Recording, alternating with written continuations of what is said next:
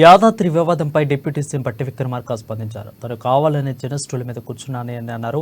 ఆ ఫోటోతో తనకు కావాలనే ట్రోల్ చేస్తున్నారనే ప్రతిపక్షాలపై ఫైర్ అయ్యారు. తన డిప్యూటీ సీఎంగా రాష్ట్రాన్ని శాసిస్తున్నానని అన్నారు. తను ఎవరికి తలవంచేవాడిని కాదని అన్నారు. ఎవరో పక్కన కూర్చోబెడితే కూర్చునేవాడిని కాదని అన్నారు. ఆత్మకూరని చంపుకునే మనస్తత్వం తనది కాదని తేల్చెప్పారు.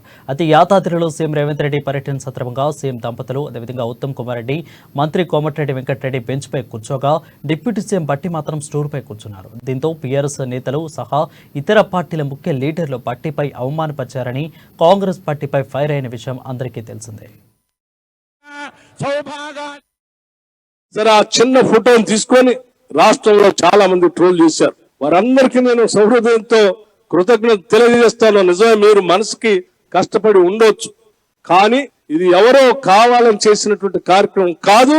నేను ఈ రోజు రాష్ట్రంలో ఉప ముఖ్యమంత్రిగా ఈ రాష్ట్ర ప్రభుత్వాన్ని శాసిస్తా ఉన్నాను. ఆర్థిక శాఖని, అట్లాగే విద్యుత్ శాఖని, ప్రణాళిక శాఖని కూడా నేనే నిర్వహిస్తూ ఈ రాష్ట్రంలో తీసుకునే అనేక రకాలైనటువంటి ప్రణాళికలు కానీ విధానపరమైన నిర్ణయాల్లో కూడా ప్రముఖ పాత్ర పోషిస్తూ రాష్ట్ర ప్రభుత్వాన్ని శాసిస్తా ఉన్నాను.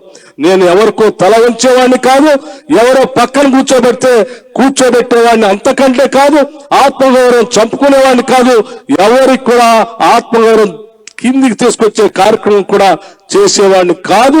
సౌహృదయంతో దీన్ని అర్థం చేసుకోవాల్సిందిగా వారందరికీ నేను విజ్ఞప్తి చేస్తూ, ఊరికెళ్ళినటువంటి ప్రతి సందర్భంలో వారు ఇచ్చినటువంటి ఆశీస్సులతో మేము సాధించినటువంటి పేదలకు అందించే ఇళ్లని మనస్ఫూర్తిగా అమలు చేసే కార్యక్రమంలో వారికి మనస్ఫూర్తిగా ధన్యవాదాలు తెలియజెప్పుకుంటూ, ఆశీర్వచనం తీసుకునే కార్యక్రమంలో భాగంగా నిజంగా ఏ దేవుడి దగ్గర భక్తి శ్రద్ధలతో కూర్చొని వారి ఆశీర్వచనం తీసుకునే కార్యక్రమంలో భాగంగా కావాలని నేను కింద కూర్చొని వారి ఆశీర్వచనం తీసుకోవటం జరిగింది.